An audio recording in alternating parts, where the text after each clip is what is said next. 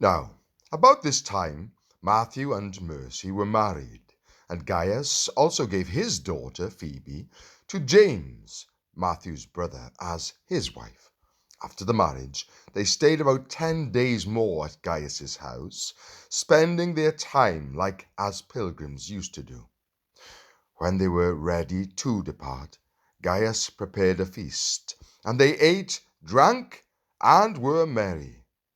Now the time arrived for them to leave, so Mr. Greatheart called for a settling of their account, so he could pay for their lodging. But Gaius told him that at his house it was not the custom for pilgrims to pay for hospitality. He boarded them by the year, but looked for his pay from the good Samaritan, who had promised to faithfully repay him for the costs when he returned, and came to him, and bandaged up his wounds, pouring oil and wine on them. And he put him on his own beast, and brought him to an inn, and took care of him. On the next day he took out 2 denarii, and gave them to the innkeeper, and said, Take care of him, and whatever more you spend, when I return, I will repay you. Luke chapter 10, verses 34 to 35. Then Greatheart said to him, Dear friend, you are acting faithfully in whatever you accomplish for the brethren, and especially when they are strangers, and they have testified to your love before the church. You will do well to send them on their way in a manner worthy of God. 3 John chapter 5 and 6. Then Gaius and his children said goodbye to all of them, and as he said farewell to Mr. Feeble Mind, he also gave him something to drink as he travelled the way. But when they were going out the door, Mr. Feeble Mind lingered in the house. When Mr. Greatheart saw him dawdling, he said, Please come along with us, Mr. Feeble Mind.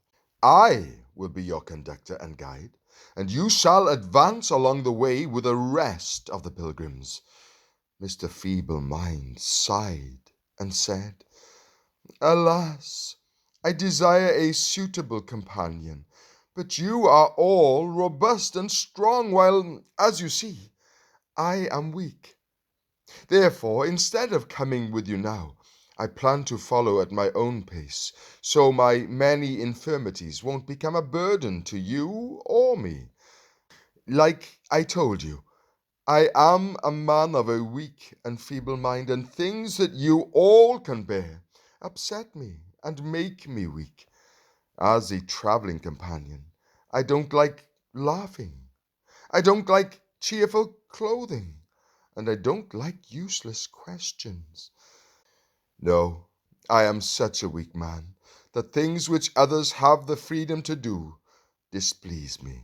And I am a very ignorant Christian man, for I still don't know all the truth. Sometimes, if I hear people rejoice in the Lord, it bothers me, because I don't feel the same way.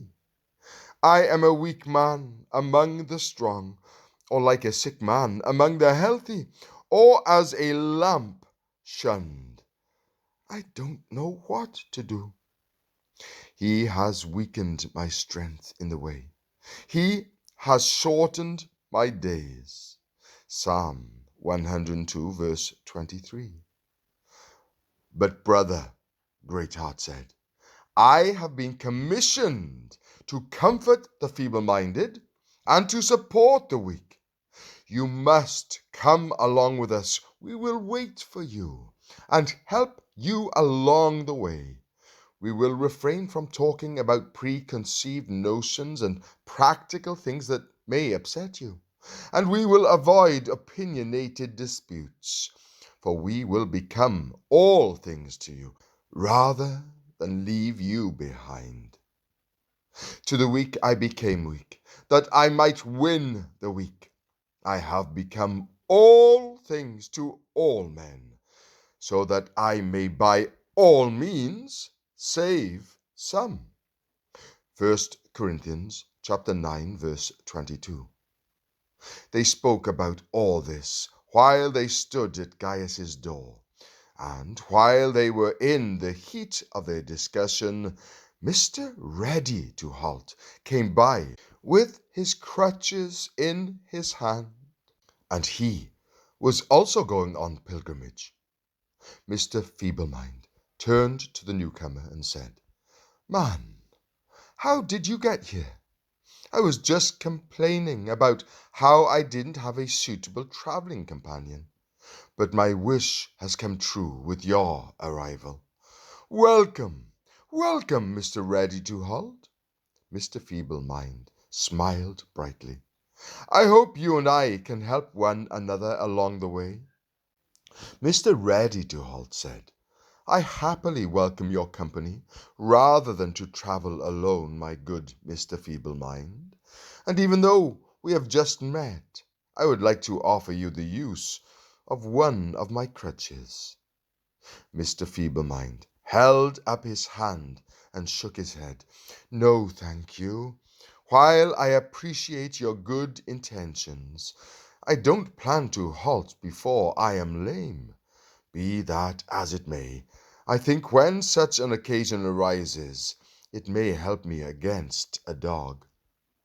Mr. Ready-to-Halt nodded. "Well, if either myself or my crutches can be of a benefit to you, we are at your command, good Mr. Feeble Mind." In this way, the group moved forward along the way with great heart, and Mr. Honest leading the way, Christiana and her children following next, and bringing up the rear, Mr. Feeble Mind walked behind, along with Mr. Ready-to-Halt on his crutches. Mr. Honest turned to Great Heart and said, "Please, sir, now that we are underway, tell us some of the beneficial things you experienced on pilgrimage before you met us." Great Heart said, "With pleasure. I suppose you have heard about how Christian of old met with Apollyon in the Valley of Humiliation, and about the hard times he had to endure as he made his way through the Valley of the Shadow of Death. Also, I'm sure you have heard how Faithful faced difficulty and death by Madam Wanton, with Adam the First, with one discontent, and with one shame. 4 deceitful villains as a man could ever meet upon the road." Mr. Honest nodded. "Yes, I have heard of this, but truly good Faithful endured the ultimate hardship with shame, but he did not grow weary." "You're right, for the Pilgrim said it correctly when he said he of all men had the wrong name.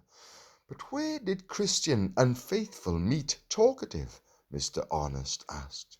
For that man was also notable, but not in a good way. "He was a confident fool, yet many follow his ways," Great Heart said. "He almost enthralled Faithful with his talk." "Yes," Great Heart said, but Christian quickly opened his eyes to the error in what Talkative had to say. In this manner they talked and travelled until they came to the place where Evangelist had met with Christian and Faithful, the place in which he had prophesied to them what would happen to them at Vanity Fair. Great Heart pointed out the place. It was here Christian and Faithful met with Evangelist, who prophesied to them of what troubles they would meet with at Vanity Fair.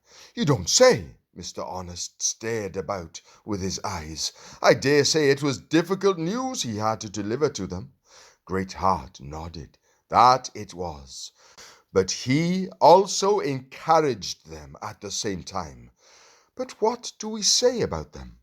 We say things like they were courageous as lions, and set their faces like a flint in the face of adversity. Do you remember how fearless they were when they stood before the judge?" Mr. Honest rubbed his chin thoughtfully. "Well, Faithful suffered bravely,